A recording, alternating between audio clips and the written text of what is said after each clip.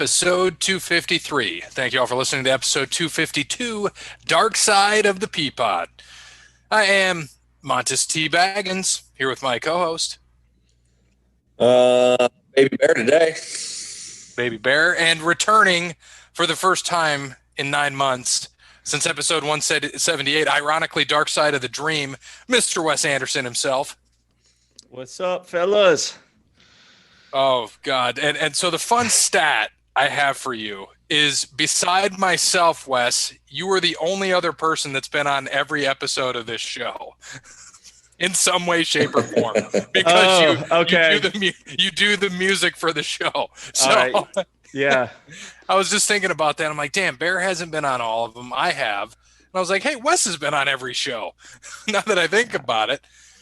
It's my podcast now. Yeah, that's right. I'm the chief now. Yeah, I'm the chief now. So it's over the Wes. That's what we're going to call it. Or Wes in Line, Wes Anderson show, whatever we got to call it, it works. But I thought about that, and I'm like, wait a minute, because Moments in Time has been our song since episode 1 for the sport. And then just recently when you came out with Mind Quarantine, that's my favorite song, Wes, that you do. I love thanks. It is so damn good. I listen to it often. I think it was like my number on Spotify was the number 4 song that I listened to. All right. So I was like, sweet. Hell yeah. Yeah, dude. And I know you had people that liked it a lot. And I mean, it's my favorite. I don't know what it is. It's got to be just everything you did with it. So ironically, I asked you, I said, hey, can we use that for the wrestling show to kind of differentiate even more our sports show and our wrestling? So now we use Mind Quarantine to open and close the wrestling show. Nice. And when Cody usually is the last person to end the show, and he'll say something, and then it cuts right to you saying rise, and then it goes into the end. So you actually are now, you say something in every show, in every wrestling show, we get the rise in there. Because I didn't know that was you until you told me. Yeah. I was like, what's being said? You're like, oh, that's me saying rise. I'm like, wait, what? Had no clue. Yeah, channeled my inner John Davis from Korn on that one. Dude, it was freaking awesome. I loved it. I still love that. I love all your music, and that song, I don't know, something about that song just speaks to me. And Moments in Time, of course, has a special place in my heart just because you allowed us to use that for this show. And then Mind Quarantine, I don't know what it is, man. It's just so fucking good. Well, thank you. I appreciate it. It's an honor to be involved so consistently with both your guys' podcasts. Oh, dude, I love it. And then I did want you to talk about, because I don't think we had you. Red Cup Dub came out after. Yeah, because I asked you if I could use that. And then I just want you to tell us about that. And then, of course, you had a remix done. So if you could tell us a little bit about that, dude, I was very happy for you, but I'll let you tell that. Okay. So Mind Quarantine was the song that you guys last used, which came out in late spring or late April. And then Red Cup Dub was like my summer single. I just wanted to go for like a real party vibe on that one. So yeah, I got Mayday, who did two of the rap verses. They're on Tech Nine's record label, Strange Music. And then a local guy finally collaborated with someone local, Trey Miller. He did the hook and then the outro verse.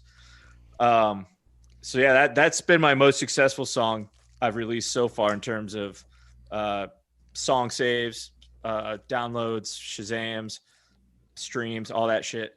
And I've always wanted to do a remix of one of my songs just because I think it's a creative way to get in front of a new audience that you wouldn't normally do. And I've seen it work for a lot of artists to like get a big break doing it that way.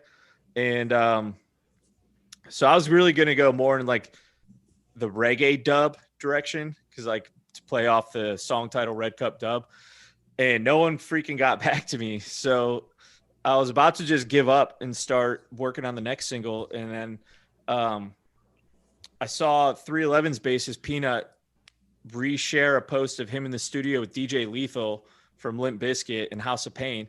I was like, what the hell are those guys doing together? So I started looking up DJ Lethal and seeing what the hell he was doing. And looks like he was busy in the studio last year during quarantine. And I saw on his Instagram, he had a link to his email address. So I was like, fuck it. One last Hail Mary, see what happens. If nothing works out, I'm just going to work on the next single. I tried, didn't work out, maybe another time. And he got back to me like within an hour or two. and we talked on the phone that day. And then like 2 weeks later, I had the freaking remix from DJ Lethal. And like, we don't keep in touch like super often, but like I have his phone number. Like we text every now and then. Like I hit him up when the Deftones record came out last year, because I knew Limp Bizkit and Deftones used to tour all the time. And he's like, dude, that's my favorite band. And just like, what the fuck is life right now? I'm FaceTiming with DJ Lethal. Dude, but that just goes to show you, for many people, and like I always try to tell people exactly what you said there. You don't know unless you ask. Yeah, totally. What's the worst they could do? Not respond Say or no. say no. That's it. And dude, I didn't know the story behind it, but dude, that's fucking awesome. Just to get that done, because I remember you announced it. I was so happy for you. I was like, holy fuck, DJ Lethal's about to remix his stuff. That's fucking amazing. He was one of the most professional dudes that have hopped on one of my collaborations in some way. Like turnaround time was on point. Like, I got to do contracts now because, the songs are starting to get up there in streams, and I'm, trying to get some return on my investment in these songs eventually. So I need to have my business side of things airtight, and everything with Lethal was like super pro. But in hindsight, I guess it's not super surprising when, you don't attain a level of success like he's had if you're just, some bum, if you don't have your shit together a little bit, so. And you got to be, I mean, like you said, one Hail Mary, and he got back to you quickly, and you're like, holy shit. And it was a good remix. Yeah, when I heard that beat, I was like, oh my fucking God, this is it. This is the one. And he was like all stoked about it. He's like texting me like all caps, like, this is a future shit, bro. Like, this is, I could tell he was really excited about it too, which made me even happier. But yeah, that was a good day. And that was like last summer. It was just a normal day. I was, went to work and had no idea I'd end the day with talking on the phone with DJ Lethal, and just, I had to sort of like cut myself back from just talking his ear off, because I have so many questions for him. I still do. And I tried to get him on my podcast, Meet the Collaborators. And he said he was down. We had a date, and then like just couldn't get a hold of him. And I don't know if he was like out of the country or like went off the grid, because he wasn't posting anything for like weeks and weeks. So like, I hope he was okay. Maybe he got sick or something with COVID, but hopefully, I'd love to still do a podcast with him, but that's how it goes sometimes. Yeah, it's better than, your local high school graduate that you graduated with, in his podcast. He's nothing. He's a piece of shit. So, these are the fun ones, because like it's no pressure. And like what I started doing last year was doing the live stream for the podcast episodes. Yeah, dude, I saw that. That's a lot of pressure. It's a little nerve-wracking for sure. So like I definitely had some like vodka Gatorade in my one cup I was sipping on. Because with like connection issues and stuff like that, and like but it's fun that way too, because then once it's done, like it's done. Like if it sucks ass, you can just pull it from your socials, but if it's good enough, that's all you got to do. And that's we haven't done any video yet. We've talked about it. Like I have it every time that we do these shows. I have the recording of us live, but we don't do anything with it, because we're like, no, there's no reason for us to do it yet. And because we just do the audio, in a podcast. Someday we'll probably do some live stuff. We just got to find the right time to do it, and the right episode to do it. And we're going to do actually a watch along next week, which we haven't talked about yet, but we're going to do that. And I'm like, that would be cool to watch live, but I'd want them to be able to see what we're watching too at the same time. Yeah. Right. So it's one of those in a shared screen. Like you said, my connection sometimes randomly, because the kid will stream or the wife streams, or they all start streaming, and then I'll get booted from my own show. And so, Bear takes over. They know when I get kicked, he's like, oh, he's gone again. And it usually happens. It used to happen like once a week. Now, fortunately, it's about once a month. But I'm like, God, so I got to walk out, tell the kid, like, what are you streaming? What are you doing? And then it logs me back in. So that's, like you said, my fear is if they see it live, they're going to be like, well, where the hell did he go? And then I return. Yep, definitely. So we'll get into our spiel. We got I don't want to say a jam-packed show, but we're going to have a lot of stuff. And but I'll go through my normal spiel. So thank you to Wes Anderson, for being here and for Moments in Time. Check him out on Facebook, Wes Anderson Music. Give him a follow on Twitter at Songs by Wes. Still the same, I hope. Yep. I hope that's all still the same because I know it got changed on me at one point. Thanks to All Work Clothing. Check Brandon out, allworkclothing.com. He can help you with all of your clothing needs. It can be coats, hats, shoes, koozies, jerseys, flags, stickers. You need. He can help you out. Mention Over the Line Sports Podcast. He will hook you up with a discount. And we actually have some new hoodies coming, some new swag. Yeah, Wes, what size are you, man? I want to send you a hoodie. Oh, sick. I'm a large. Sweet. I'll make sure I get you one. It's you'll actually like it. So we have this. I don't know if you're able to see it. We actually have this this OTL, and I'll have to find it. I think I sent it to Jeremy, but it's our logo. But we had it done on like an NWO logo, kind of in honor of the NWO. So it says OTL, and then it says Over the Line Sports Podcast, and kind of the NWO looking item. So and he did a great job. So Brandon at All Work Clothing does an amazing job, and anything we need, he always helps us out. And actually, here you go. I'm going to share my screen so I can show you this. And it's actually, so it's on a black shirt or a black hoodie with a white background. So reverse of this, but you'll be able to see what we got. So that's what it looks like. Oh, nice. Yeah. So he hooked it up, changed it a little bit, so we don't copy WWE or any of that other shit. So he hooked it up though. And as you can see there, so it'll be a black hoodie with a white background. We'll have I dig that. So I'll rock that. Thank you, because we thank you for being on the show. So I'm like, cool. He's always got those stories, and we'll get into the wrestling show later because we do have some questions about that jacket, and so we want to get into that. Also, go ahead. I was gonna say, if I haven't yet, I'll mail you out some of my shirts. Oh, hell yeah, we'll take those. Yeah, I know my kid. He loves your stuff because he's got the one shirt you sent. Okay, and, some of the stickers. Nice, yeah. With Aki Bop. Yeah. So I'll send you guys some adult sizes. Oh, hell yeah, take that, and we appreciate that. We also got to thank. You'll be familiar with this guy, Wes. Sean, Crandall's Quality Landscaping. Give him a call. 419-704-5471, serves the Toledo and surrounding areas and not Baltimore, Maryland. There we go. Does not serve Baltimore, Maryland. Unless he does, Wes. Have you seen him out there? I don't know if there's even grass here. No, I'm just joking. No, so Sean can help you out. Right now, I mean, we had some snow hit the ground. He might have been out plowing today, who knows, or shoveling some walks. I know there was some ice. He may have been putting down salt. But he is, I know, pretty much gearing up for what he hopes to be a winter so that he can do some plowing for people. He's still doing some landscape design and getting ready for the spring, and you can get set up with a contract with him for spring mowing. Again, get in touch with him, 419-704-5471. And last but not least, Connell Barrett, datingtransformation.com. For those singles out there having some troubles finding the person of their dreams, or maybe just having confidence problems talking to the opposite sex, make sure you reach out to Connell Barrett at datingtransformation.com. Get in there for a consultation. Get on FaceTime, Zoom, Microsoft Teams, any way to stream, even over the phone, old school style. Connell Barrett will make sure to help you out and get a good consultation out there and give you a little bit of what he can do to build that confidence in the dating game. Also, finally got the book information.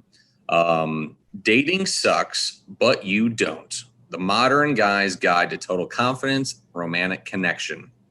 Finding the Perfect Partner will be out May 11th, 2021. It will be going on sale, Amazon pre-sale February 15th. So that is the date. You can pre-sale this February 15th. Connell's book, Dating Sucks, But You Don't. The Modern Guy's Guide to Total Confidence, Romantic Connection, and Finding the Perfect Partner. So make sure you check that out February 15th. Also, though, get to datingtransformation.com and hit up Connell Barrett there. So we finally have a title. That was a long-ass title. I was like, but I like it. Dating Sucks, But You Don't. Really, it's Dating Sucks, But You Don't, right? I like that. Thing. That's the hook. That's the hook. That's And then obviously, you know, get in a little bit of exactly what he's going to sell you in this book. That's what I think I'm going to name this episode. This podcast sucks, but you don't. You know? Luckily, since I have the, I like that. Luckily, since I have the inside track, I don't know exactly when, but I will be getting a copy earlier than anybody else. So I'll be able to read it and plug a couple sections or a couple little articles or chapters or anything in there as we go to see if we can get people to buy it. But when it does come out, I will be buying some copies to go ahead and get out to some of our folks, some of our listeners, and maybe even some of my friends who are still single. Well, like, are we talking about the wands of the world? The Wands, the Knicks. Well, see, Wes actually knows wand too. So Avalar. Yeah. yes, That was my locker. That was my locker buddy. yeah, it does make sense. That Actually, does make actually, he's not single. Funny enough, but it's still fair. I think he still needs that book. I'll Got to see help if I him in can his relationship. I'll see if I can get the Spanish version for Get him. it, Juan. Get it, Juan. Oh gosh, it's fantastic. So PGA, we're going to talk about PGA first. Bear, do you just want to tell us what happened at the Sony Open? Yeah, so the Sony Open was really good tournament, high scoring or low scoring, I guess, however you want to put it. Kevin Na ended up winning at 21 under. A really awesome third round by a few guys. A couple guys shot 61 in the third round, but Kevin Na, his 61 really pushed him up the leaderboard. And really, I mean, the only thing, and being as selfish as I am, is pushed me to $500 on DraftKings, which was fantastic. Oh, dude, that was awesome. By the way, You sent that- Shockingly enough, my biggest DraftKings hit ever. I don't know how, but yeah, that was really cool. It was a PGA third round showdown, and I had both of the guys that shot 61 and two other guys that shot 64, another guy that shot 65 and then 67. So I ended up winning by 3 points on that. And that was really cool because I lost all the rest of my money at the casino. But that worked out. Nice. So I broke even.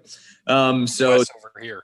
this week is the American Express, which has always been like the kind of like the Pebble Beach sort of deal, where it's the charity tournament. Celebrities would come out and play. Obviously, with COVID being in California, this is not happening this year. It's not even at Pebble Beach or their three courses that they normally play. There'll be no celebrities. So a little bit disappointing. So it's just kind of like a regular golf tournament this week. It is at two different courses, which is the PGA West Stadium course and the Nicholas course out in, I think it's La Quinta, California. So a little different. Last year they played at a different place, so you can't even really go back. But Andrew Landry won it last year, if anyone cares.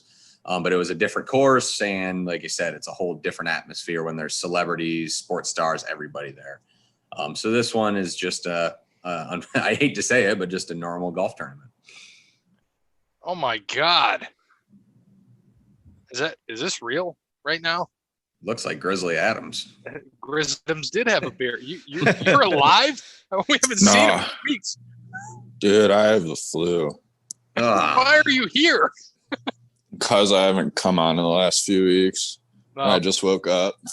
Oh, there you go. Well, Wes is here, so I hope you don't ruin our wonderful show with Wes Anderson. But, I won't. We're just What's up, talking man? about golf. So Jake, now that he's back, has not made picks in 2 weeks, so he got two, did not finish, missed cuts and we shouldn't even Nah, give any. But it's okay. Give me last place. I'll come back and win. Still got a chance to come back. Yeah, you do. Yeah, you definitely do. Because the average is you're at 58.5 and haven't even picked, and Cody's at 52, and he's picked twice. That's pretty sad. Yeah, but That's we're all really doing pretty. sad. We're all not really doing great. I mean, Dub I'm the won, most and then he missed a consistent. What are you cut. talking about? Yeah, you're 31 and 32. So Go for 31 and a half. 33 this week. Yeah, we are. All right, so we know Cam Champ. Dub's taking Cam Champ this week. Let's unveil who Bear is taking this week. Sam Burns, guy who hasn't played since I think it was November 15th or something like that in Malaysia was the last time he played. So I'm hoping he's not rusty, but a lot of people are calling for a Sam Burns breakout year. top 25 in tee to green average, which usually means that you're a pretty good golfer. Had 5 top 10s last year, and I think only 4 missed cuts. So a lot of folks think that he's the guy that's going to be the breakout kind of star this year that no one really knows. So we'll see if he can do it this week in his first tournament of the year. So that'll be good since my guy, we definitely did not take the same guy. I knew we wouldn't. We did not. I am taking Matthew Wolff this week. Not a bad. I feel decent in this pick. He was middle of the road. He's like coming off at 28 or 29 to 1 or some shit like that. I'm like, all right, just try to get me in the top fucking 20 because I finished, 17th and 62nd. Yeah, what a bust that Cam Smith was. Wasn't he the defending champ too? He was, and I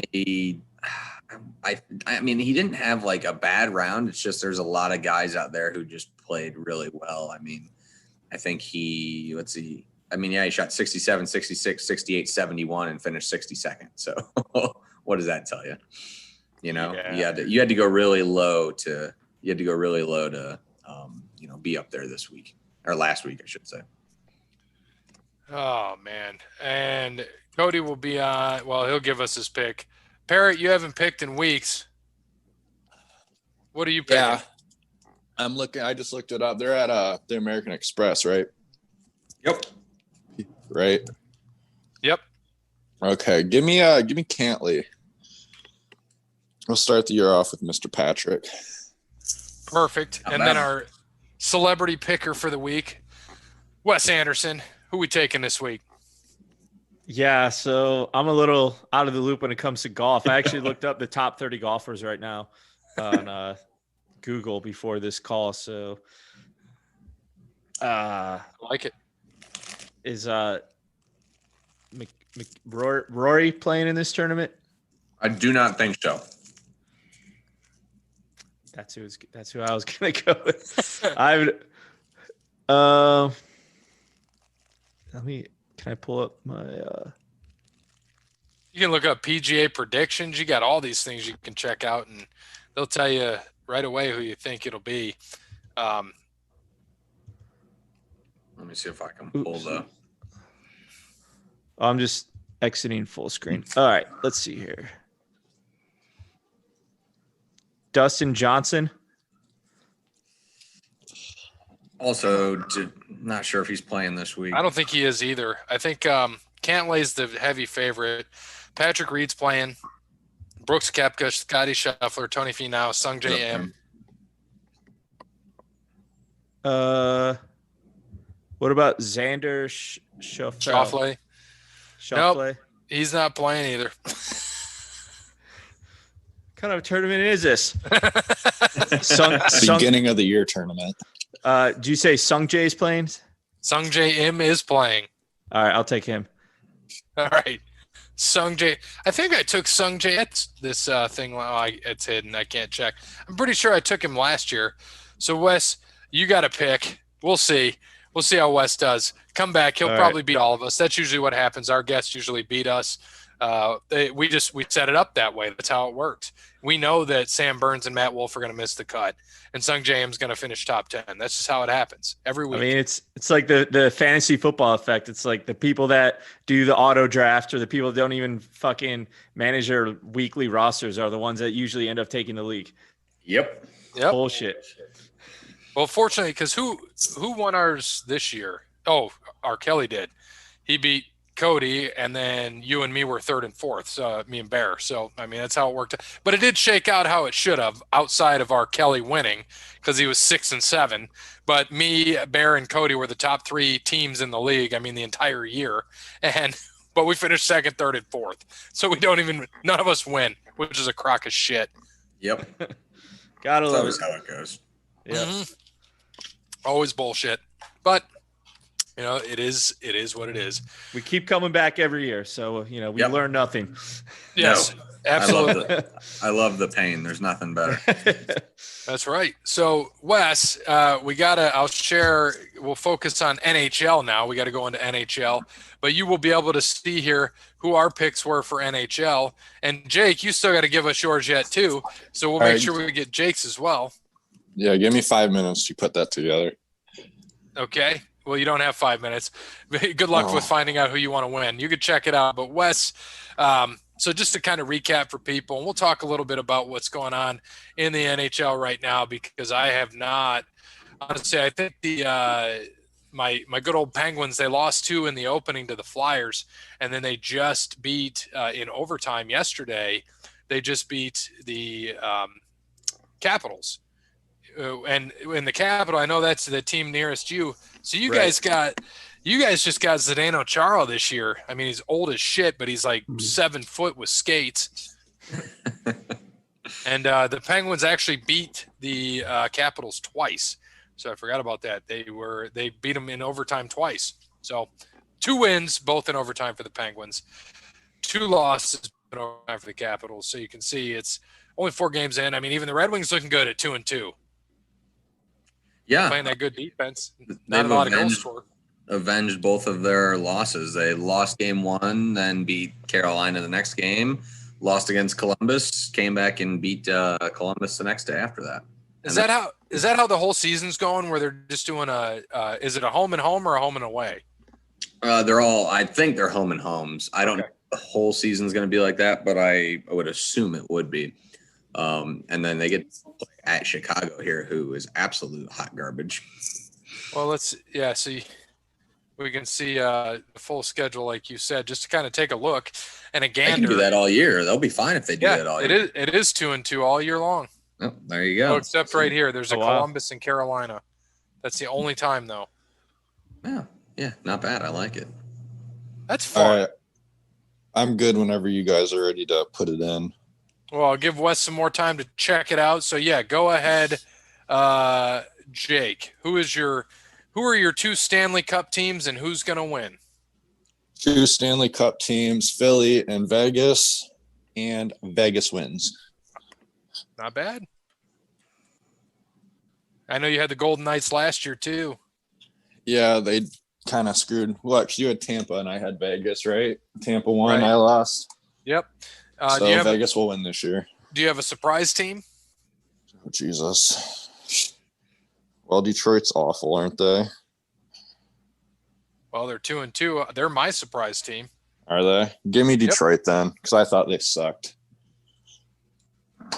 Well, we'll see how they do. I mean, they got Yzerman there. He gave a captain sticker away, or the captain patch, I should say, a sticker. I totally forgot Yzerman was there now. Yep. And Mr. Wes Anderson, what do you got, man? Yeah, I mean, just for to rep the DMV, I got to go the Caps. It's probably not gonna happen, but Very Caps. Well good. Lightning. They were really good last year, weren't they? Yep, they won the cup. Yeah, there you go. Are they both in that East Conference though? Oh shit, I don't know. Well, it's actually going by divisions, and so people that are traditionally in the Eastern Conference can actually play each other this year. But if they're in the same division, I don't think they can. Is that right, Bear? That is correct. So same division won't be able to play in the conference title game. Oh, you're fine. So it's actually okay because they're in 2 different divisions. One's in the Central. Right. Tampa's in the Central, and Washington's in the East. So that's very possible. Yep. I like it. Absolutely. All right. Absolutely can happen. The surprise. What's the team that came back really well the other year? St. Louis Blues. What are they still a team? Oh yeah, they're still a team. They won a cup a couple years ago. Yeah, they had the worst record in the league in January of that season, and then they came back to and won the cup. Yeah, mm-hmm. So I like that story. Yeah, so that's going to be his surprise team. I like it. Yeah. Wes Anderson coming out with a surprise. Did want to talk about. I know Barry, you sent me this the NASCAR schedule for this coming year. How many weeks are we out? 4 weeks? 3 weeks. 4 weeks from 3 weeks. Oh, so 3.5 weeks. February 14th. It's Valentine's Day. You can't forget that. Oh, So yeah. Make sure you get your Valentine's Day in on Saturday because Daytona's on Sunday. Yeah, there's 3 No weeks time for that shit when there's racing. 3 weeks in a row, I can't golf on my traditional Sunday night at the simulator. I can't golf next Sunday night because it's the Royal Rumble. The following week, it's the Super Bowl. Following week after that's Valentine's Day and the Daytona 500. So I'm like, shit. So this weekend when I go golfing on Sunday night, this will be the last week I'll be able to go for 3 weeks. I got to switch up my times. How are those golf simulators now? Are they any better than they were 5 years ago? Yeah, I mean they're about the same. It's the same shit. It's just they update Software. all the software, and it's. Okay. I mean, I think it plays really well. I enjoy it. I had a good time this last time. We played some course in Florida, and after the first 5 holes, I was 7 over. After 5 holes, I triple bogeyed a hole. But then the last 13 holes, we played from the whites because playing with Brandon, and but the last 13 holes, I was 2 under. Had 11 pars and 2 birdies. So I'm like, Nice. Started out like shit though. So I'm like, he knew I was pissed that I was 5 over to finish. He's like, dude, look at the last 13 holes. I'm like, I don't give a shit. There's no fucking excuse for starting out with, 7 over and 5 holes. A triple bogey on a par 3. God, but that happens. Yeah, no, I was clean. I was messing around in my golf bag the other day, and I was like, I took all my clubs out, and I grabbed my pitching wedge out because I'll screw around with it in the house, and I see it's bent a little bit, so I got to go buy a new freaking shaft for it. Jesus, just get a new club. I mean, I told you I bought the driver. Wes, I don't know. Do you golf much out there, Wes? Are you a golfer at all? Yeah, a couple times a year, usually. Yeah, that's that used to be me 3 or 4 times a year, but now I'm 1 to 2 times a week.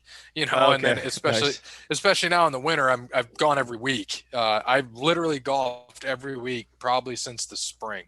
Since the pandemic, I've golfed every week. Nice. Yeah, but and I know the difference. I can see the difference. Thanks to my coach up there, one of my coaches, Mr. Bear. He's a big helper, and they know. I told him, and Jake knows too. Bought a new driver this year. I didn't know until I pulled stuff down about my driver what it was. The driver I had was from 2009, and I bought it in 2012. So I had that sumbitch for 9 years. Nice. And I bought a 2021 driver. I tested them all out. Of course, it ends up being the most expensive one. I purposely didn't look at the prices because I wanted to get the club that was best for me. And it, of course, ended up being the most expensive. But I told Bear, I said, in the simulator alone, it added 30 yards, which is insane. Wow. That tells you how dead that club was. Yeah. You added 30 yards? Yeah. Holy crap. So, I mean, in the simulator, I was carrying 260 to 270, and it would go about 280, 285. So we'll see how it does in person. But we still got some time for that. But, yeah, Wes, we'll have to, if you're up here, I know, how often do you get up here anymore now? Well, last year was, kind of all out of whack. But, yeah, I actually went home around Christmas for a few days, but I only stayed at my mom's because my dad was, kind of sketched out about me flying in and staying at his place. So I just, I went on a hike at Oak Openings with my dad, but that's all I saw of him at Christmas. So it was no family parties or anything like that. So that was really weird, but better than nothing. But yeah, on a typical year, non-pandemic year, probably two or 3 times. Oh, that's awesome. Well, next time you might have to schedule around. I'm telling you to schedule around our show. We're having. You got to cut if you're around. The 300th episode is, I think, in June, and that's when we do we got to drink 300 drinks this year. Nice. Episode 200 was 200, and because we had a pandemic. And we'll probably do the same this year because I assume we're not going to be getting in big parties. But we had some of our we picked 4 of our top listeners or fans. Nice. And had them drink Thursday and Friday. And we took their counts and added it to what we had to do for Saturday. So there was 8 of us, I believe. Was there 8? There was there was 3 grown-ups. There was 3 grown-ups. There was 4 of us, and then we had 2 of our sponsors there. And but really 8 of us drank, and we had to drink 85 drinks. So that's doable. It was, and we got it done. And this year we assume it's going to be the same, and but we got to get to 300. So Yeah, the that's show the show goes on though, and it would be fun, dude. You'd have a blast. We do it yeah, with a that couple sounds of the fun. we do it with a couple of the grown-ups. You know them because I can't say their profession or anything like that or their full names, but Shiv is one of them, Oh, and okay. yeah, you got me. And but I can't say what they do or anything like that. But he's one of them, and then two others that also have the same profession are a part of the grown-ups and partake in our 100th Oh, and that 200th episodes. that'll be so fun. Oh, dude, and we just as you can see, because we have the shirts up there. It's the gray ones from our 100th episode and the white ones from the 200th episode, and we just mark them. Kind of like the Pod Beats Patty Boggs is what the name of the episode is, but we got it from the Gang Beats Boggs, which of course is from Always Sunny, which as you can see next to Taylor Swift is Danny Yeah. DeVito, Love and that. that is my local artist here, Danny Herrera. I'll mention her. I'll just do a quick plug for her. Paper denim art is what she does. That actually, I mean, it looks like a painting. It's all fabric. That is an Oh, wow. entire fabric artwork. I've got 8 of them in my house, and on it, we actually took this from the water park episode. But there's a quote on there, and it says, "AIDS. I got AIDS," because he mentions that in the water park episode. So we had to have it in the pod room because Always Sunny was really big in helping us Yeah. come up with the idea for episode 100 for beating Boggs and beating them, and now we're just destroying them because we're at 200 going to 300. So if you happen to be around, and when I go through and look at the actual date on when it is, you'll have to see if you can be in town. Yeah, A lot of yeah. fun. Shoot me a reminder or something, especially if it's around like Father's Day or something like that, so I can like kill two birds with one trip. Yeah, you're like, Dad, I'm here to see you. Oh, that's great, son. Well, I got to go to this episode 300. So like I always go into a trip home like I'm just gonna chill with family. Like they're they're getting older, like all our parents are, and like the party time is as that time has passed. But then like after a few days of just family stuff, it's like I gotta go. I gotta get wasted. I gotta get out of here. look, guys, I got to go. So we because episode 300 would be like a Sunday show usually, because this is 253 and 254. So that leaves 23 weeks from today on when we're going to be there. But Bear, do you know any of the, before I'm going to hold off on NASCAR for like MLB kind of, can you mention some of the signings that have taken place so far? I know LeMahieu went back to the Yankees, and I was surprised, and I'm grateful. 6 years, 15 mil, and they got Judge at a discount. He's at like 11 mil. They got Kluber. I know they're taking a risk, but because the guy was injured. But hey, for $11 million, I mean, take the risk. They need some pitching. J.A. Happ's gone. He's in Minnesota now. I know that, and they got a lot of guys cheap, under 10 million. Yeah, it looks like George Springer, old Astros outfielder, or I shouldn't say old, but Astros outfielder, signed with the Blue Jays, 6-year, $150 million. Michael Brantley, old Indian, and the Astros at a 2-year, $32 million deal. I think we talked about it last week, but obviously Lindor going to the Mets. I'm pretty sure was that a week ago, or did we not get there yet? I think we talked about it last week. Okay, I couldn't recall. Honestly, it's the crazy thing with baseball is, dude, it's like not been news. So it's been really hard to see. I know Klubler went to the Yankees, I think, if I'm not mistaken. Yeah, Corey Kluber, yep. He was injured most of last year, but he pitched 18 pitches. Yeah, Cy Young winner with the 2-time Cy Young winner with the Indians. John Lester going to the Washington Nationals. Wes, I don't know if that's your team out there or if you're that O's guy. O's, baby. O's, okay. Are they gonna? Were they last place last year, or I think they're still kind of rebuilding, aren't they? Yeah, I don't know. I just with COVID and everything, I just, besides basketball, I've like lost touch with like all pro sports. I think baseball is the most I got into last year because of COVID and only being 60 games. 162 is just way too. It's brutal. Yeah, I agree. Let's see, what else do we have here? So Kyle Schwarber went to Washington as well. Adam Wainwright, they're saying maybe up next, but they're thinking that he's going to re-sign with the St. Louis Cardinals, and it sounds like Yadier Molina, their catcher, also may re-sign. LaStella re-signed with the A's. Jonathan Villar went to the Orioles. There you go. What's that? Jerkson Profar, I think he was with the Rangers, went to the Kansas City Royals. And Colton Wong went to the Angels. He was with St. Louis, I'm pretty sure. So it looks like those are some of the bigger names. Sounds like there's a lot more signings coming up here as we're in quote-unquote winter meetings. I don't even know if they're doing those this year. But that's what it sounds like we'll be at. So I'm sure there'll be a lot more signings here as we go. And I think probably the biggest news in baseball, the only thing I actually heard about, was the Mets GM getting fired for sending the old donger picks. Yeah. So don't do that, everyone out there. Just reach out to Connell Barrett, datingtransformation.com, and you won't have to do that. But yeah, it was something in 2016, I think, with a Cubs female reporter, something along those lines. He sent 62 unanswered text messages. Followed up by an unsolicited dick pic. So don't do that. That's shit. That's the wrong 5 years later. That's the wrong kind of Hail Mary to throw. Yes. Like, I don't get that. Like, Barrett would do.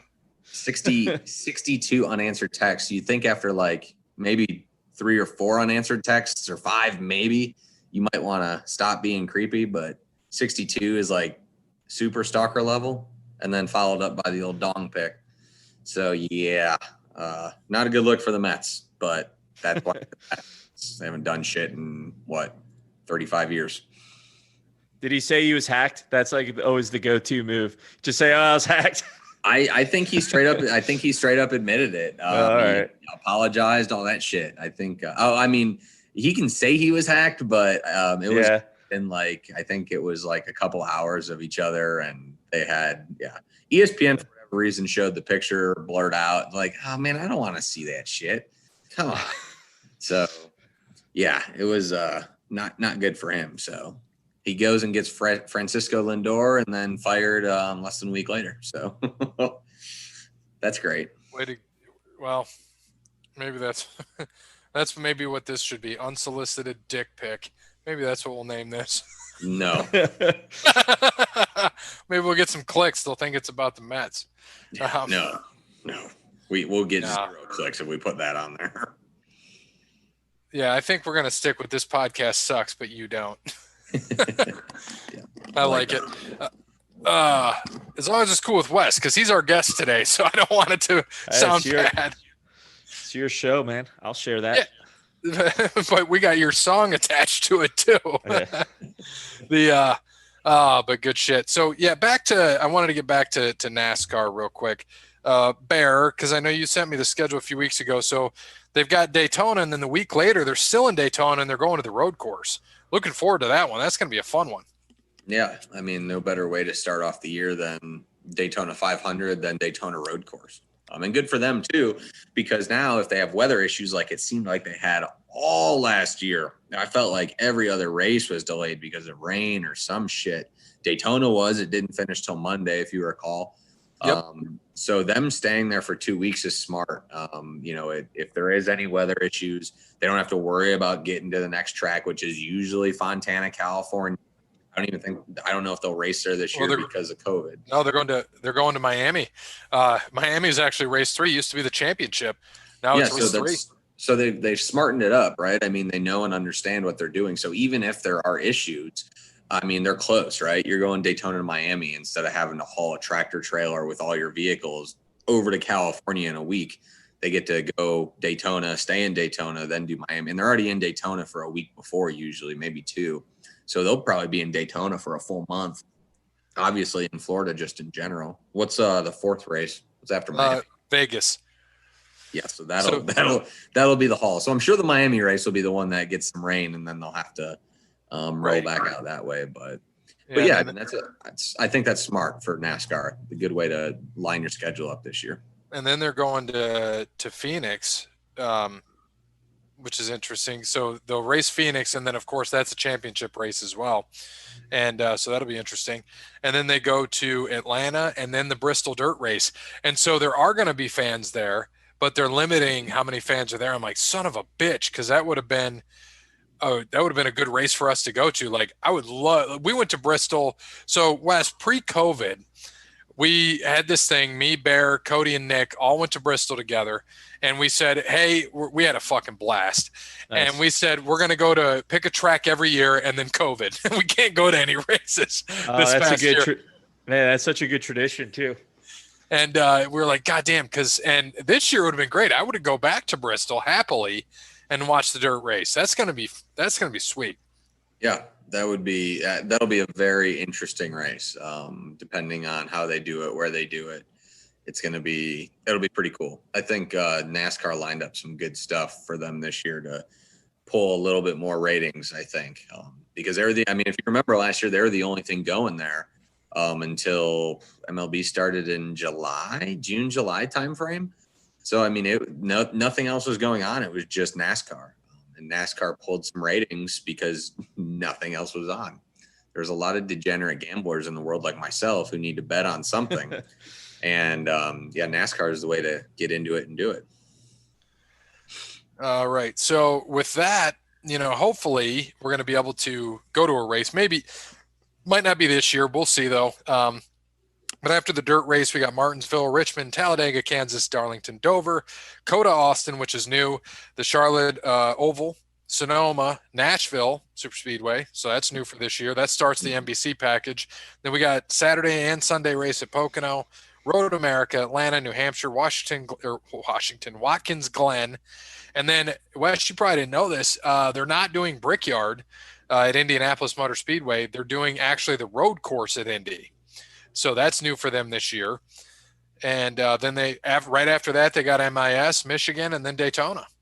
And then they go to the playoffs. They got Darlington, Richmond, Bristol in the round of 16, Vegas, Talladega, and the Charlotte Roval, round of 12, Texas, Kansas, Martinsville for the round of 8, and then the championship November 7th in Phoenix. So what's cool is they're doing the Clash. So I think we're going to be able to see, Bear, by the way, a week before, like you said, they're going to be there for a month in Daytona.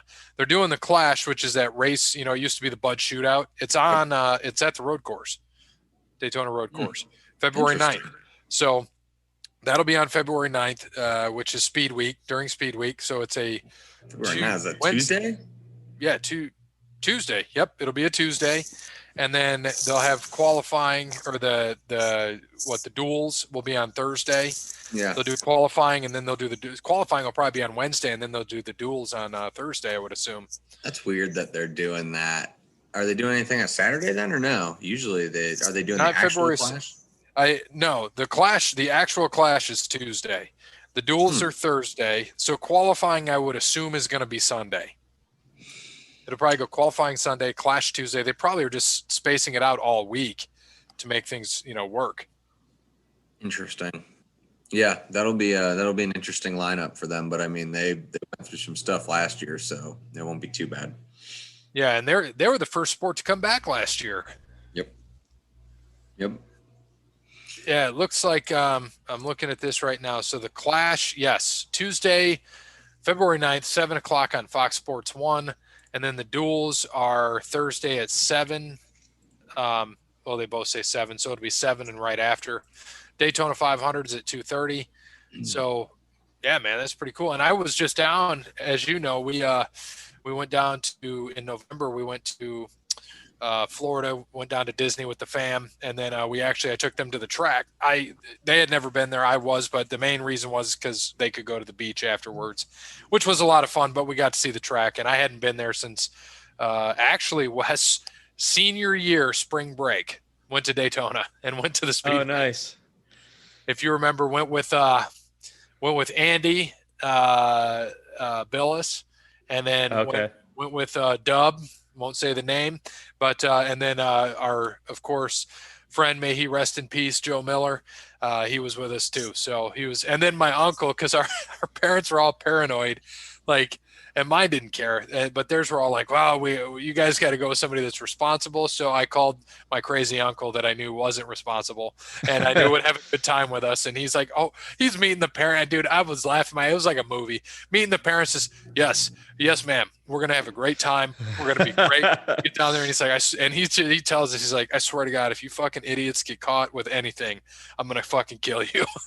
Nice. We roll down into the hotel and we have beer everywhere. And he's like, are you fucking kidding me?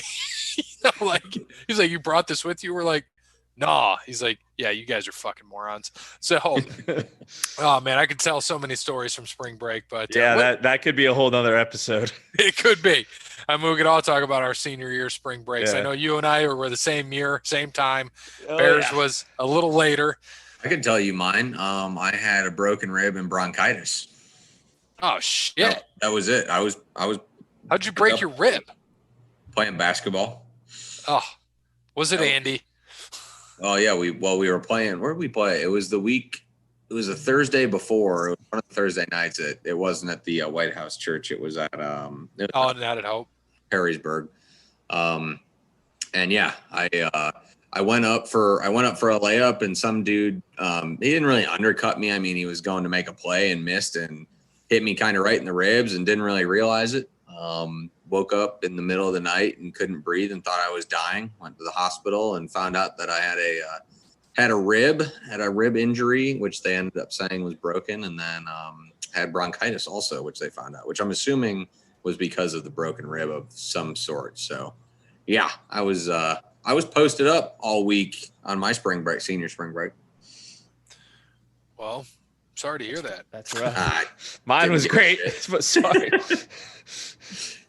I mean, I get it. It's cool, but I mean, you got to get all the stuff down there. And yeah, I had a lot better vacations after I turned 21 when I could buy my own alcohol and not have to sneak it. So True. Dude, I used to go to the BP, and Wes might know this too. The BP in Waterville. Off the trail? Yes. Oh, yeah. I bought beer there with a fake ID many times. That was my go-to spot. I would just go in at 17, 18, didn't care. Didn't even care. Yeah. That was the place. You could get everything there. Yeah, he was great.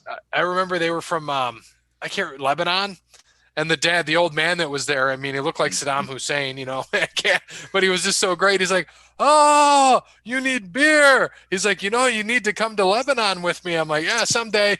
Thanks for the beer." And then when they sold, I was so sad because they were just the coolest fucking people too. I fucked up there once because I tried getting beer like when it was like really crowded on like a Saturday, and then my fake was like a Utah, like at a quick glance. And so they knew you. Yes, at a quick glance, it's probably passable, but like there's other people there, and they probably didn't want to get anyone like to snitch on them or be like, these guys are serving underage. No way that kid's 21. So he made me like he was like really nice about it. He wasn't like, get out now. He's just like, sorry, bro, can't. And I was just like, okay. walk back the case of Natty with my tail between my legs in front of a bunch of fucking strangers. Man. Yeah, I remember we used to do that all the time, and Brandon would be with us, and he'd be buying Sparks left and right. Oh, Sparks. I remember Sparks. Yeah, he'd always have that freaking orange mustache. Everything. That was a pregame drink right there. Get the caffeine buzz going. Oh, dude, he would chug those motherfuckers. That's all he would drink. Ah, dude. So gross. Probably so bad for you too. Yeah, it is. Oh God. But Bear, I found the schedule, by the way, for NASCAR. So Tuesday is the Busch Clash at the road course. Wednesday is qualifying. So just the top two, of course, will be set. And then the rest are set on Thursday at the duels. Friday's the Camping World Truck Series race. Saturday's the ARCA Menard Series race and the Xfinity Series race. And then Sunday's the 500. That is a busy week. Good. So, it's a good schedule. I love what the sponsors are. So the Xfinity race is the beef. It's what's for dinner 300. So who the hell is that? Just beef? Beef. It's what's for dinner. Who is that does that? I don't even know. That would be a good trivia question. That sounds like, what was that? Wendy's? Where's the beef? Yeah. But it's maybe it is. Maybe it is a Wendy's. So it's an advertising slogan and campaign aimed to promote the benefits of incorporating beef into a healthy diet. It's funded by the Beef Checkoff Program. That's what it is. Interesting. Okay. So NASCAR's pulling anything they can. Hey, man, props to NASCAR. And they got Jordan. Michael Jordan now. I'm sure, Wes, that owns a team with Denny Hamlin. And now you got because who else just came in? Pitbull just came in. Floyd Mayweather's supposed to be coming in. I mean, he's a partial Wow. owner, but they're pulling in. They're pulling in. I don't like him either, but they're pulling in people, and so Yeah, they're able to pull in different crowds. it's definitely going to draw different audiences for sure. Yeah, Pitbull's going to pull in the Latin audience. Obviously, Michael Jordan. Anybody that follows Jordan would want to see how he does. So the rich people. Yep. And so it's going to be interesting. I'm excited to see how this works for them. And they do have still, because their main sponsors are still the same thing. So they still got Bush, Coca-Cola, is Monster. I don't know. Are they still one of the main sponsors? Corporate sponsor. I thought they still had Monster Girls, so I figured they did, but maybe not. Maybe that didn't happen last year because of COVID, though. Well, last year Monster dipped out after the 2019 season, and then last year was the first year it became the NASCAR Cup Series, and then they had the premier sponsors of like Coca-Cola, Bush, and then there was like an insurance company. I can't remember what the insurance company was, but probably Nationwide. Yeah, I think you're right. And so that's what it became. So, here you go. They have the premier sponsors. So, Bush, Coke, Geico, and Xfinity. Geico. That's close. So, but that's big to have those four companies be your premier sponsors.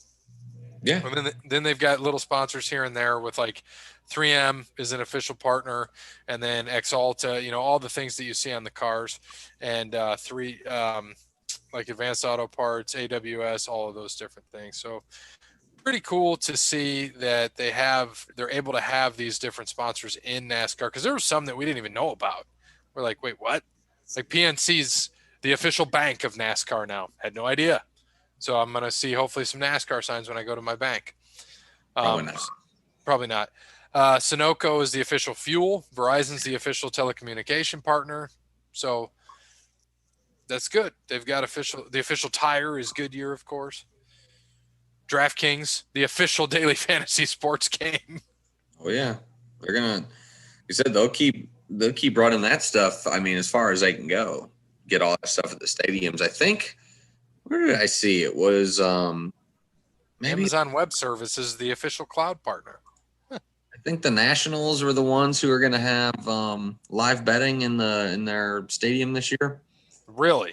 I think I saw that. I'd have to go back.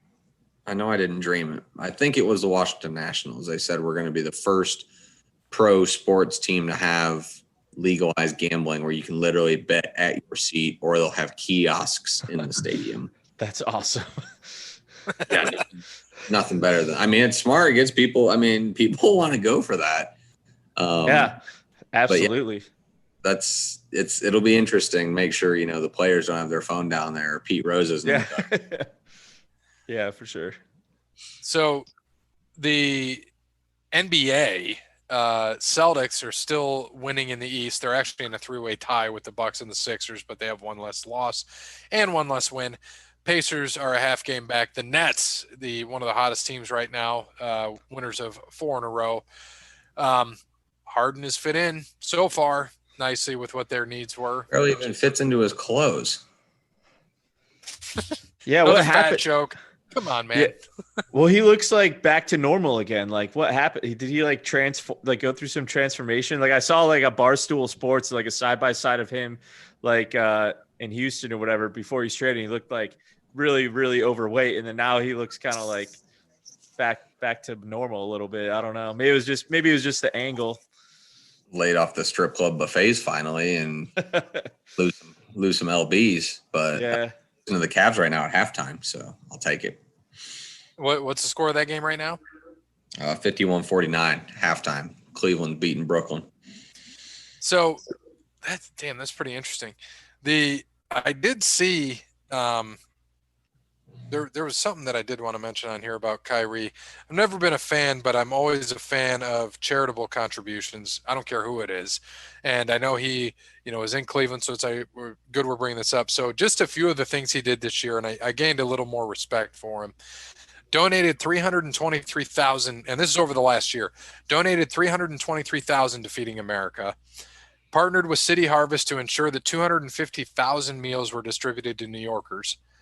partnered with Nike to donate 17 pallets of food and masks to the Standing Rock Sioux tribe, committed $1.5 million to help pay WNBA players who opted out of the 2020 season, paid off the college tuition of 9 HBCU students from Lincoln University, and he purchased a house for the family of George Floyd, according to Stephen Jackson. So just some things you just don't hear about. And, that's just good to hear, because people, as we know, play a character. I was listening to, and I could have saved this for the wrestling show, but I'll mention it here too. They mentioned Floyd Mayweather. Like, he just seems like a dick. He's the villain. He plays this villain. And then you listen to like JR talk about him, Jim Ross, or others, and Bruce Pritchard. They're like, he's the nicest guy in the world. He's giving people everything. He makes sure everything works out. He's promoting these things. They're like, he's playing a part because he knows he's the draw. And I'm like, and that's why he fucking gets what he does and gets paid what he does. But like they said, he's the nicest guy in the fucking world. Got to be a good salesman. Oh, he's good. I mean, that's the whole point. Did you guys see the that Blake Griffin kind of crazy stat? Like, he always used to be, Lob City out in, LA. This year, he doesn't have one dunk yet. What? Wow. Not one dunk as of yesterday. Can he dunk anymore? I was just reading an article on him, how he's like untradeable and all this and that. Damn. Well, yeah, I would have never Maybe guessed. him and Harden have been hanging out a little too much. Yeah. Is he fat too? And the Pistons are in last place in the East still. And then out west, the Lakers are in first. Jazz, hottest team in the NBA, winners of 6 in a row. Jeremy's Jazz. Clips have won 4 in a row, 10-4. Suns 7-5. They've lost 2. Then you got Spurs, Blazers, Warriors, Grizzlies, and then followed by the Nuggets, Mavericks. I'm kind of surprised the Mavericks are 6-7. Don't they have Porzingis back? He just came back 2 weeks, 2 games ago, not 2 weeks. Oh, okay. 2 games ago. Well, give it time. And the Pelicans are sitting at 5-8. Yeah, Memphis there. John Morant just came back from his injury, so they've won 5 in a row as well. Damn. Well, I guess did you make your picks, Jake? Yeah, you did. Lakers over Bucks, Suns is your surprise. So, Mr. Wes, I'm going to share my screen, sir, so you can see the picks thus far, and you can kind of give us what you think, my man. Because this is your sport, as you said. Yeah. So definitely Lakers. I think they'll win again.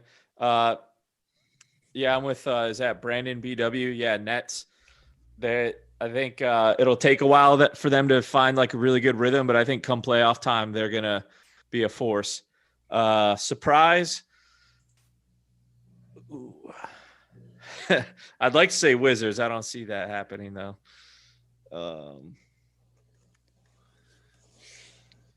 Shit. I'll go with the Bulls. Bulls. Yeah, so basically so I'm you just and Dub all Brad. the way down. Yeah. Well, how many games do you Lakers and Nets, like I would tell you that without looking at anything, but I saw Bulls and like, yeah, Chicago, yeah, why not? All right. So how many games are the Lakers going to beat the Nets in? 6. And I'm texting that to Dub because I feel like he's going to say 6. I feel like LeBron has a penchant or some sick desire to just like make it seem like it's a lock and then like, just throw a game away or something. Like, I don't know. I feel like he unnecessarily makes his playoff series more difficult than they should be. Yeah, no, I completely agree with you.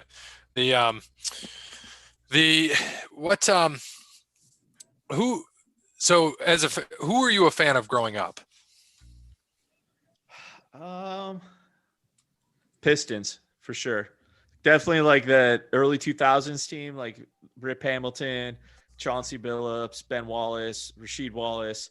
That was like the squad. Hell yeah, shoot. Dude, I got a cool story about that team. Let's hear it. I was down in Texas in San Antonio. I think it was '06. The Pistons were in the finals that year against San Antonio, I think. And I was down there, and I think we were at SeaWorld, and we got back from SeaWorld, and there was all these cop cars at our hotel. And get out of the cab or whatever, and they like wouldn't let us go in the hotel, and the whole Pistons team's getting off the bus, walking into the hotel. And then the next morning we went down to the pool, and Ben Wallace, Rip Hamilton, and Rasheed Wallace were all just chilling down at the pool. Damn. Did you go down there? Yeah, they wouldn't let us like go talk to him, but like we were allowed to stay on the opposite side of the pool. They let the peasants stay on the opposite side. Yeah. The hotel But pool that was- open to everybody, but nope, not for you guys. Sorry. No, they literally shut down the like whole side of the pool. Not one person could go over there and go like anywhere near them. Damn. It was cool though. Well, that's okay. We just heard from Dub, by the way. He said 7. So one thing I wanted to mention about Tennessee football team. So there's all this stuff that came out that they were bribing players or bribing people to, come play by putting money in McDonald's bags to get there. Oh my God. So I just got this too, and it reminded me of it, and I laughed hysterically. Consumer alert. If you receive an unfamiliar phone call from area code 865, do not answer. It could be the University of Tennessee trying to trick you into accepting a job as head football coach. So That's funny. God, what a disaster. And you're bribing people. Oh, it's great. They bribe people to go, what, 3-9? 2-7? Yeah. You're not even good. That's horrible. I mean, that would be cool if like they put in some cash and like a Big Mac. I'd be down with that. Cash and a Big Mac. Yeah, I'll sign. I'm in. Buy him some crypto at least. Bitcoin would be a better shot of getting players over. And it's untraceable. It's decentralized. Oh, I love it. Can't afford that in Tennessee. That's why they got to do it. All right, maybe not. They still got those cocaine laced dollar bills. Yeah. So that's fantastic. All right. So just real quick in the NCAA basketball, Gonzaga still won 14-0, Baylor 2, 12-0. Michigan finally lost. Who'd they lose to? Minnesota? Minnesota. Yep. Yeah. And then you got, Houston's still up there. Tennessee basketball is doing well, 10-1. They're 6th in the country. Now you better go find out if they're bribing people. Yeah. They might be. I'd be a little worried. Ohio State, they're up to 15. Yeah, they lost though last night. Did they? Yeah, so they got to beat I think they play at Wisconsin this weekend, so they got to beat Wisconsin, who's 10, to stay in the top. Probably in the top 20, I'd say. Yeah, Michigan State lost again. Oh, God, what a disaster. 2-4 in the Big Ten.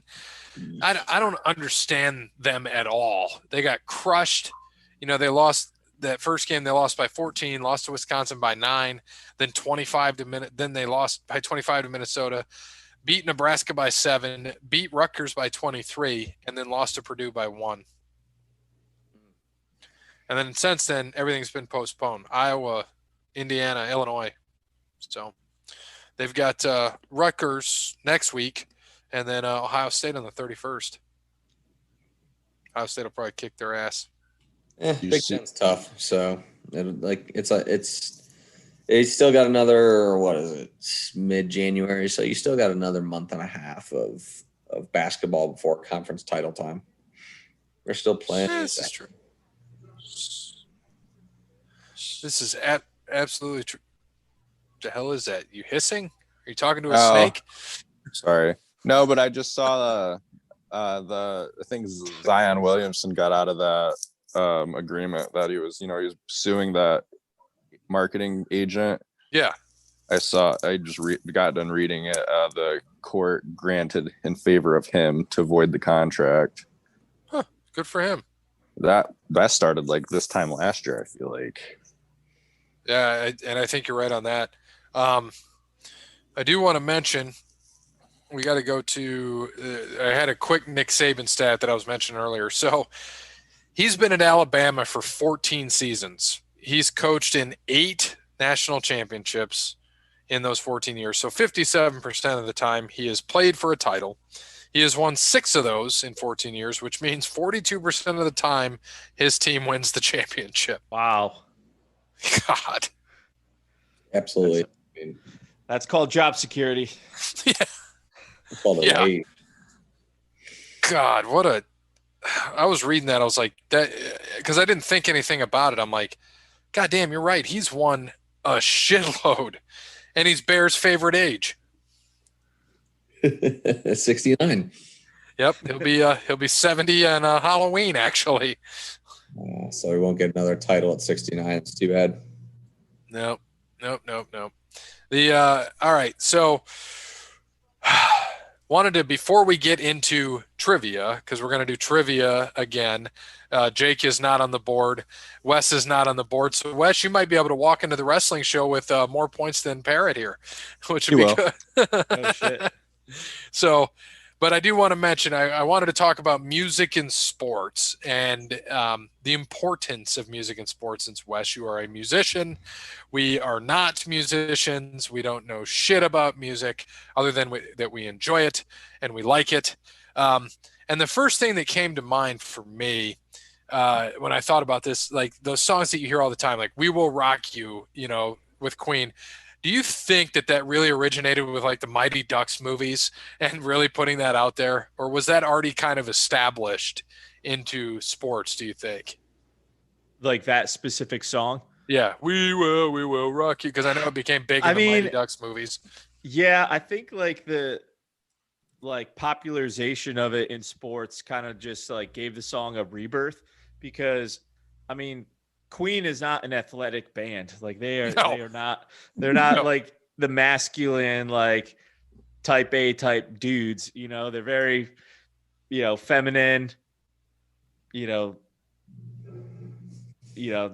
music is like rock. Like I'm a fan. Like some of their music's definitely rocking, but it's not like in a like aggressive, like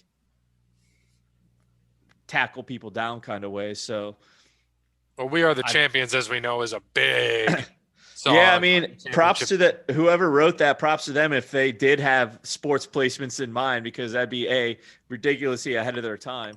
Because like musical placements in sports, I don't think it was really like a commonplace thing back then, or at least a big revenue stream for artists back then. Now it is for sure, but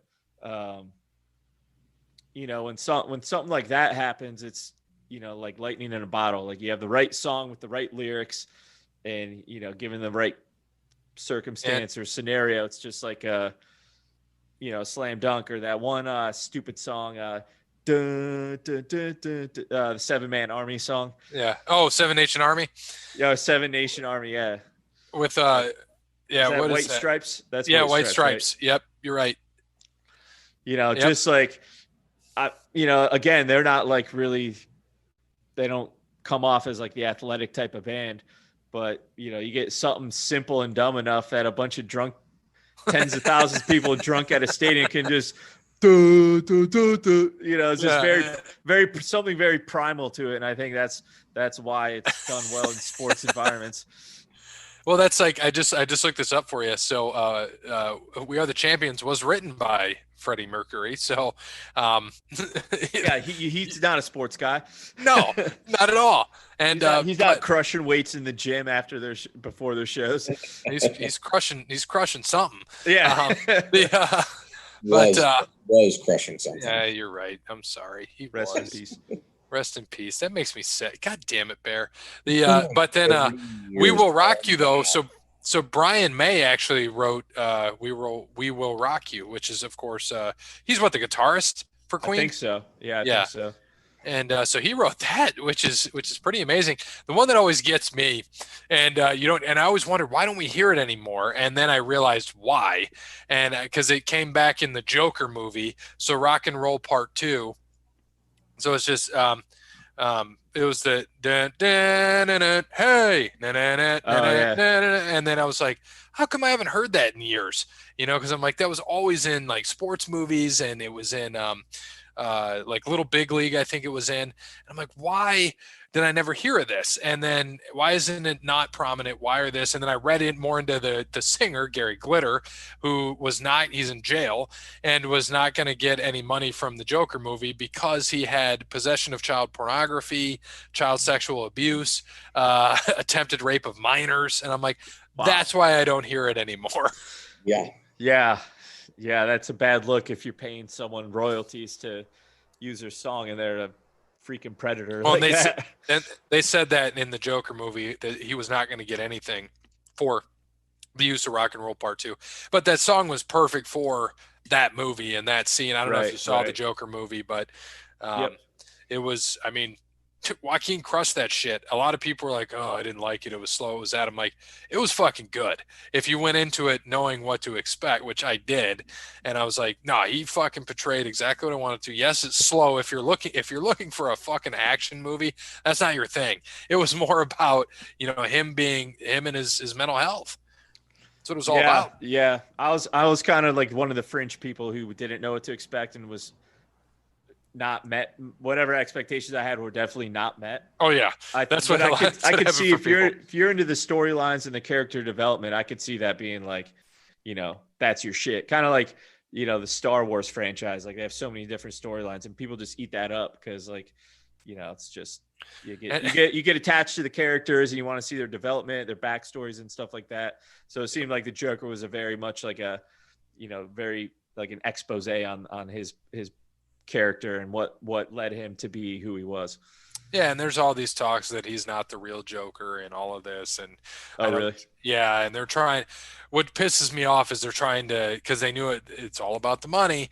It made $1 billion, so they want to do a sequel and a part 3. I'm like, I hope Joaquin says no, like, because I'm like, don't touch it. Like, it's good as its own little one-off. And that's it. And let us be ambiguous to whatever it meant. Is he dreaming this? Is it real? What parts are real? It's what he's remembering. And so it's like, okay, leave it. Like, don't even fucking touch it. And because I was good with it, and I went in expecting what it was. Like, I'm like, this isn't going to be fast. It's not going to be up tempo. It's going to be a lot about mental health. And me being a person who is prominent in the people with disabilities and that community, it was good. It was good for people with mental health and the issues, and seeing like, hey, yeah, this shit's legit. Definitely put a spotlight on that in a good way, I think. Yeah, it did. I mean, in a productive way, at least. Yeah, productive. I mean, not all of them are going to come out and be killers, and I know it's very, very much like fiction, but no, that shit happens, and what happens, and the little mannerisms, and not having your meds, and these types of things, and the fear you live in, and so it had a strong message behind it, and I've watched it probably 5 times, and I watched it 5 times like in about a 3-month span, because I wanted to catch different things, and I watched it for different reasons. First one, I went in just to be in awe. Second time, I'm like, all right, I want to watch the character itself. And but I don't want to go down this rabbit hole anymore. I know it was Gary Glitter based and the song, and but what we got into that. But yeah, dude, I could talk fucking Batman all day. That's my life. I mean, that's my half sleeve. I love Batman, but we won't get into Batman today. We'll save that for another show too. But what are some other, Bear or Jake or Wes, like other songs that you think are just, now they're synonymous with sports? I have one that comes to mind real quick. And I think it was around the Pistons in the finals in like the early 2000s. It was that Mike Shinoda song. That was like the NBA Finals theme song. Is like 10% pleasure, 90% pain. It was his solo project, and like what? Yeah, I forget the name of that song, but that song reminds me of sports, because I was just like all over the NBA Finals, and I think it was one of the Pistons were in it, so I was like watching every game, all the highlights and stuff. That was I think it was Remember the Name, wasn't it? Yeah, Remember the Name. Yep. I did not remember the name. So I failed. And then, of course, the Alan Parsons Project. was Sirius for the Bulls, of course, which, a lot of people don't know. It's just the Bulls theme, and it's actually the Alan Parsons Project, and wow. it does have a song name. I found that out one day when I was looking. I'm like, wait a minute, the Alan Parsons Project? Because the only time I had ever heard that name, I know nothing about them. I'm not a big follower of them. Was hearing it in Austin Powers. That's the only time I had heard. I was like, oh, that's some fake bullshit, and no, it's legit. Alan Parsons Project's a band. They probably all retired just from that one song and aren't known for anything else. Like, what a random way to just make and that song was boatload old. of money. Right. Yeah. Oh yeah. Like unbelievable. Yeah. That's wild. The Seven Nation Army, you're right. Yeah. So I think that's like an obvious one. Like everyone knows. I think Thunderstruck, AC/DC. That's a big one. Okay. You hear that. Just mainly the opening, Thunder. That reminds me of Varsity Blues, which is a sports movie. So. Yep. Oh God, what the hell? Was that a Nickelback song? No. Was that in? The hell song is that when he's running out to the field at the end? I don't think it's Foo Fighters? Oh, it's Foo Fighters. Thank you. I'm thinking Nickelback. Hero. Yeah. God, I'm so sorry to the Foo Fighters. I don't mean to disgrace you like that. I'm going to log off after that. Jeez. Yeah. That's completely my fault. Jump Around, House of Pain. That's another one. Shout out to DJ Lethal. Yes, DJ Lethal, who we mentioned earlier. I think he produced that song and he did like the beat for it. Did he really? That's fucking awesome, dude. So every time I hear that now, I'm just like, it takes a new meaning now. Yeah. Oh, absolutely. And was he with, was he just then with, I know he did his own stuff, but then like House of Pain, Limp Bizkit, or did he go past that? Or was he's actually produced a lot of records that you would never expected. Like Sugar Ray's first major label album was produced by DJ Lethal. Really? I didn't know that until like a couple months ago. So did he produce? I would assume that he produced stuff for Everlast when they were away from House of Pain. It's a good question. I'm not sure. Because do you know the actor Scott Conn? Oh yeah, James Caan's kid. Yeah, James's son. So he used to be in a rap group when he was Stop. And DJ Lethal produced all their shit. Like I'll have to send you the link to one of their music videos because it'll blow your mind to see Scott Conn, like some little like thug punk kid rapping.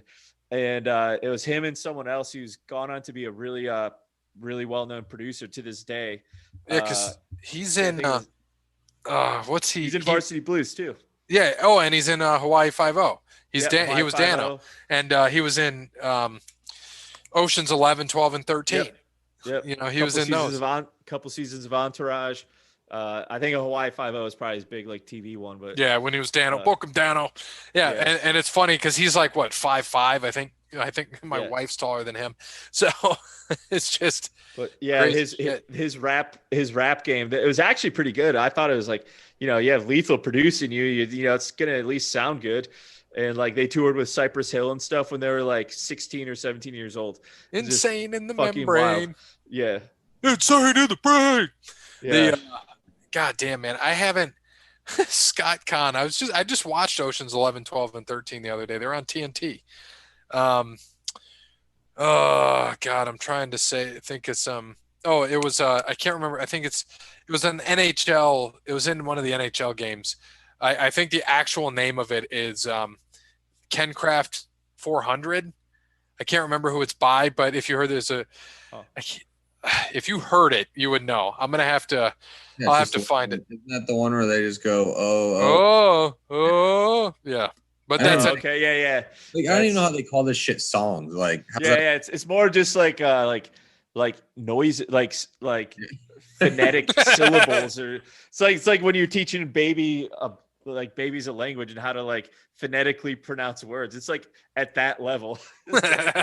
So like basic. You threw something together, and by the way, it's just used at every sporting event ever. So well, and I know Enter Sandman was played in areas, but I mean it's known for Brock Lesnar and for Mariano Rivera is the two that really came out to it, and Mo came out to it for Welcome to the Jungle and Eye of the Tiger after Rocky. Oh yeah, that's a good one. Yeah. Anything that's got a nice strong beat. YMCA, they play it every fucking thing ever. What's another one? What's it? Lil Jon songs. You can throw a bunch of them out there. Turn Down for What? They play that shit all the time. Yep. Oh God, do they still play All Star at sporting events? The Smash Mouth song? Yeah. I don't know. I guess like the Monday Night Football song. That's not like very specific to one sport in one event, but like, I think they fired the artist they had for years. That was like that wrote the Monday night, like, are you ready for some football? I think he was like, got caught saying something racist or the Cowboys and the Lions like supported Trump or something, and then they canceled it. They just brought him back. I think it was Hank Williams Jr., isn't it? Oh yeah, maybe it was Hank Williams. Yeah, you're right. They took him away and then they brought him back. Like because they had other people singing it. Yeah, no one gave two shits about it because he's the one that made it what it is. Right. Just like Carrie Underwood on Sunday Night Football. Like you're just not going to get away from that. Right. And I know we haven't talked about it and we won't, but yeah, we do now have today was election day. Maybe that's what it should be. This podcast sucks. Inauguration day. Or election day. Thank you. Inauguration day.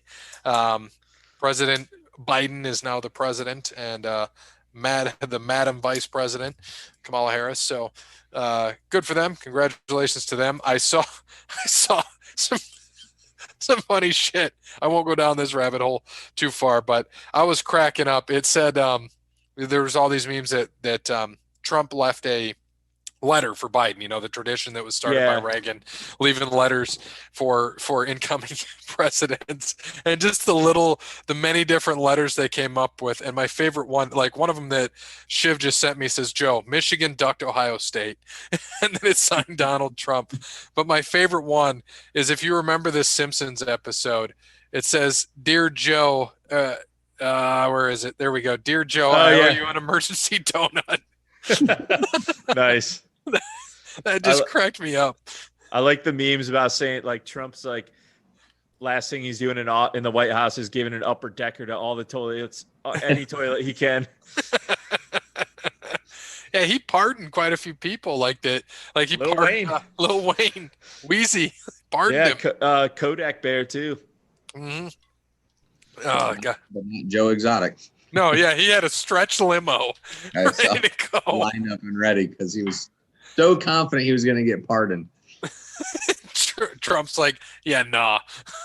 That bitch Carol Baskin. Carol Baskin got in his ear. Oh, shit. Is there anything else, Wes, sports-wise, that you think? Like music-wise? Music and sports. Any other songs? No, I mean, it's just sort of like a perfect marriage for like, when I work out or play sports, I love having music and the right song at the right time and the right sport can like really like elevate the whole experience for the people actually participating in it or the spectators. So, and then from like an artist perspective, like you can make a career, like, doing that type of shit. Like if I could get my song played in between batters at Camden Yards, that would be a game changer. Yeah, get some Mind Quarantine out there for one of them guys. Have that be their fucking walk-up song. Yeah, maybe I should get happy with that. Look at their lineup. Throw the Hail Mary, bro. Yeah, all right. Yeah, maybe. I mean, if there's a team that you could like weasel your songs into, it's the Orioles because no one's going to beat the games anyway. So. God, dude, that'd be good. I mean, you got 30 teams you could throw it out to? But you want to go local first, and then you can go like, you could do Mud Hens would be good. We can reach out to the players like, hey, I got this guy. That'd be cool. Well, we've got trivia coming up. And if you remember this from last time, we do trivia here with Jeremy. He gives us the questions. I'm going to actually switch screens so we don't see it right now. But Bear, you want to give us a quick update on the points? Yeah, so after 1 week, The points are, oh, look, I'm leading. What do you know? With 8. Mr. Montes Teabag, and you are right behind me with 7. Peapod with 6. Nice. Cody Bryant with 1. He has And 1 point than Parrot. Peapod was on only for wrestling. Yeah. That's what's crazy. He crushed it. Parrot, where you at? All I see is Jake. There you go. Oh, does it only come up if you talk? I don't know. I got a space phone and I'm not used to it. Nice. All right. Well, can you see my screen? Yeah. Okay. So first one, let's start off with a 2-point question. So we can just put it in the chat box. Which NFL quarterback has had the most seasons in history with 40 plus touchdown passes? So Wes, we use the chat box. I say 1, 2, 3, go, and we put it in. All right. Let me get in this chat box. Yep. Jake, okay. Jake, are you just typing away? Yeah. I'm doing something on my computer, so I'm using my phone. Nice.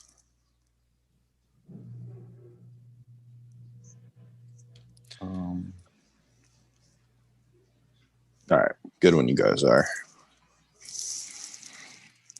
All right. So I can just send this in the group chat? Not yet.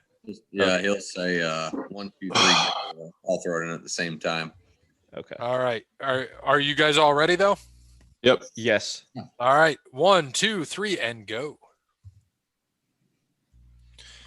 That's Aaron Rodgers, of course. Aaron Rodgers, as he did in Key and Peele.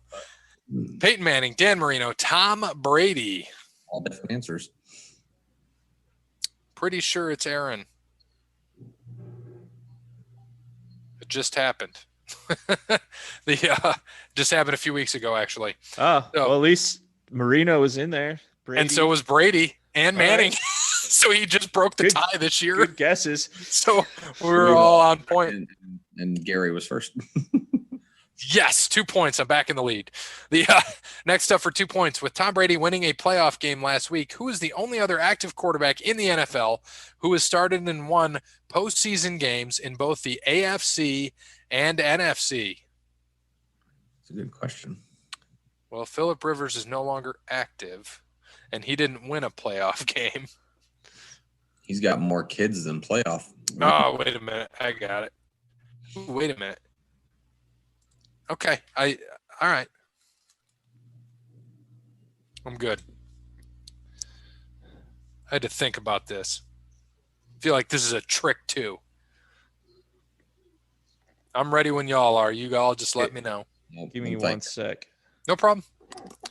So again, to the listeners, next up for 2 points, Tom Brady winning a playoff game last week. Who is the only other active quarterback in the NFL who has started and won postseason games in both the AFC and NFC?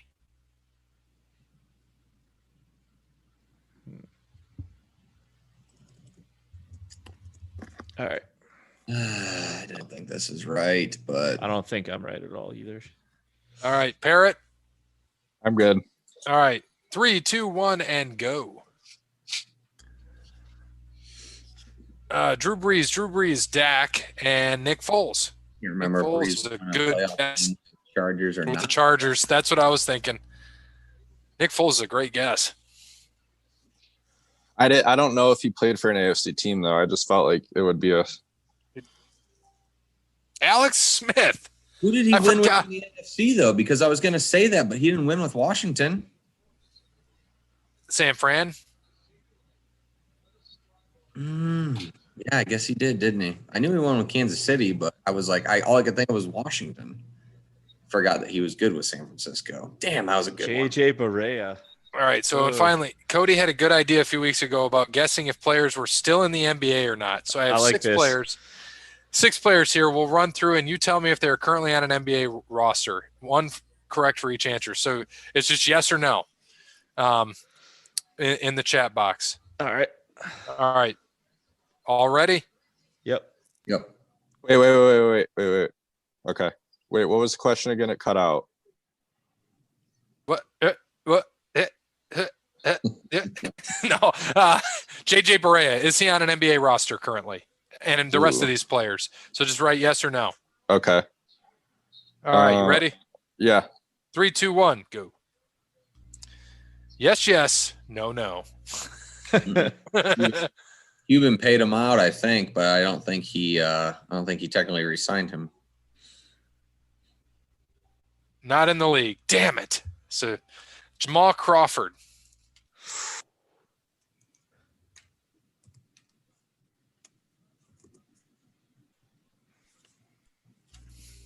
Let me know when y'all are ready. Ready. Ready. Yep. Oops, I already did it. 3, 2, 1, go. All right. All right.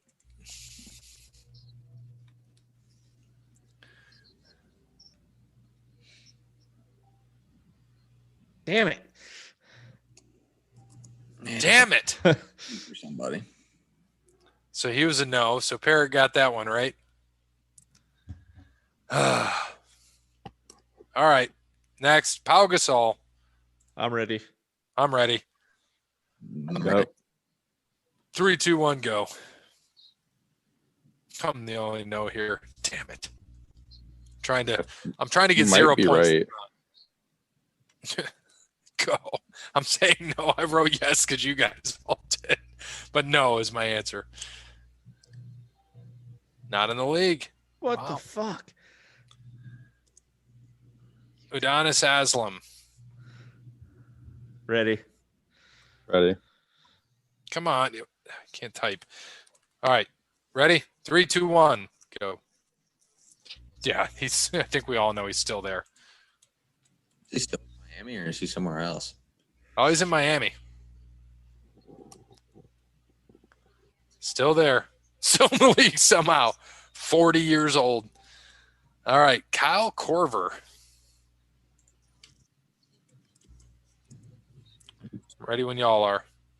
Ready. Trying to put in points. Ready. Here. All right. 3, 2, 1, go. Okay. He's playing for Philly, isn't he?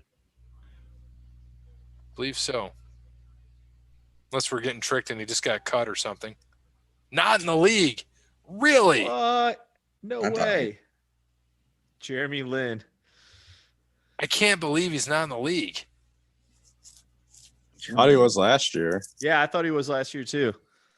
I thought he signed with somebody this year.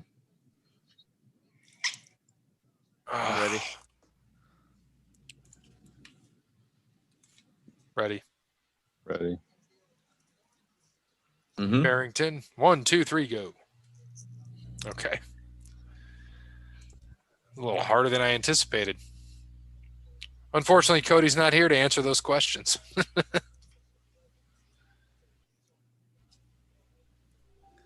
He's in the G League. Okay. But he's not in the league. So no's correct. Yeah, I had a feeling he was playing, but not. So here's hoping he makes it back up. I think that's it. All right. Utah Jazz tied with the least amount of losses in the entire NBA at 4. This team is built to win it all this year. I'm predicting at least Western Conference Championship, assuming no major injuries. And Steph Curry is carrying the horrible Warriors with not much more talent than they had last season. I'm a bit behind, so I haven't heard your prediction show. So I'm eager to see where you place the Warriors. I had them squeaking into the playoffs. Well, we didn't go into that much depth this year. We just gave winners and losers, which is definitely going to be tough in the West. But so far, so good. Have a good one. See you for wrestling. So thank you to Jeremy, as always. He provides us with the good stuff for trivia. So do you have the updated standings now? Yeah, so the updated standings are Gary with 12, me with 11, Peapod with 6, Parrot with 4, Wes Anderson with 2, Cody Bryant with 1. You're still beating Cody Bryant, and you've played in one less show than Cody Bryant. Amazing. All right, so we're getting ready to wrap this thing up. Longer episode. So events on this day. So how this works, Wes, it's been a while since you've had to do it. I'm going to give you an event that happened on this day in sports history. You guys give me the year. And since you are the guest, I will let you either pick first or last. Your choice. I'll go first. Okay. Jimmy Carter announces U.S. boycott of Olympics in Moscow. Oh boy.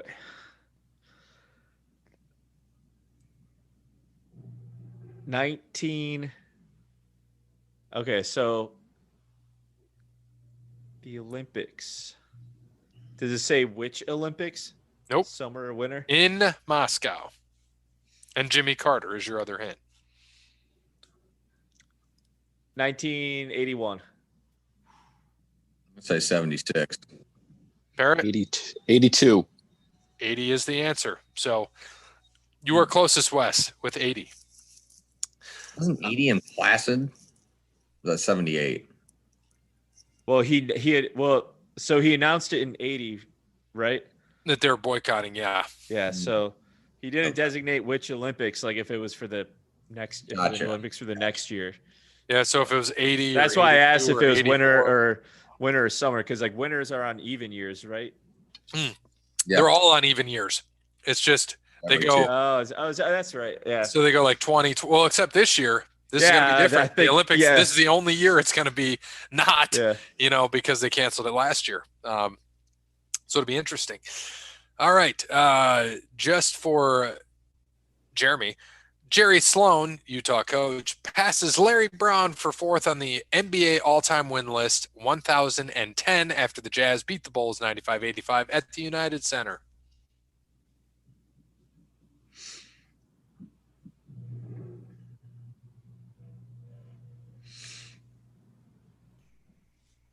Dun, dun, dun. Who's going first? Is it me? Yeah, if you want. Oh, shit. 2017. Yeah, I was going to say that, so I'm going to go with 18. I'll go with 16. 2007. Holy shit. It's been a while. All right. Wilt Chamberlain makes all 15 of his field goal attempts in a 119-108 win over the Lakers. NBA record, 4 consecutive shots made.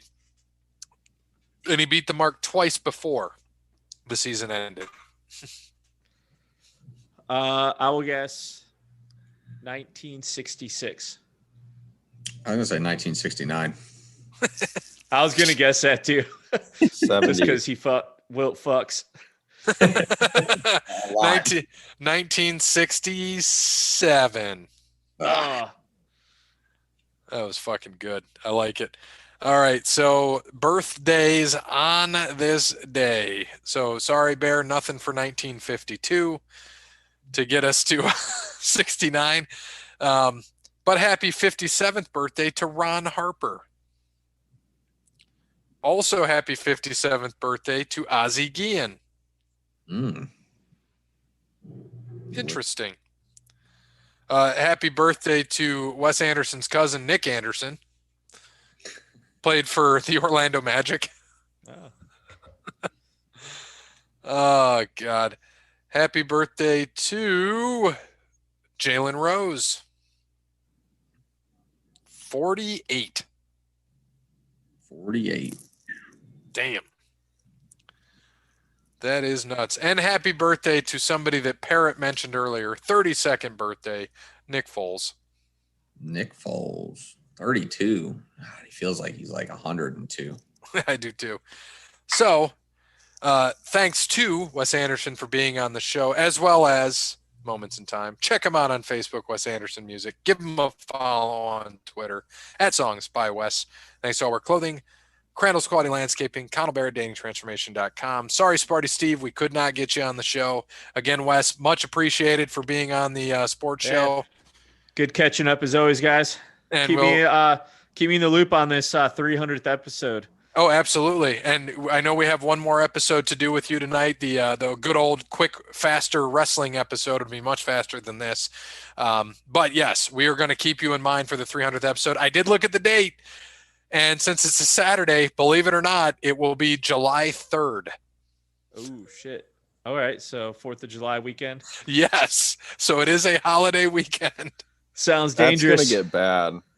There's going to be a lot more than 300 beers consumed. Well, I promise you that. one thing we need to find also is a new venue because our venue is gone. We no longer have the right field office at Mud Hen Stadium. So we're going to have to find a place, and we will do so. Got a few places in mind, but Wes, hopefully keep that in mind. I went through the calendar, 23 weeks away would be the Nice. 4th of July. So July 3rd is episode 300, it looks like. So thank you again being on the show and being on the wrestling show, which is the one after this. You have been listening to This Podcast Sucks, But You Don't. Check out the book Dating Sucks, But You Don't by Connell Barrett. Going to be pre-released on February 15th on Amazon. Order it then. Be a good parrot and order it on Amazon. We know Parrot is. We know you can too. And as always, good morning, good afternoon, good evening, and good night.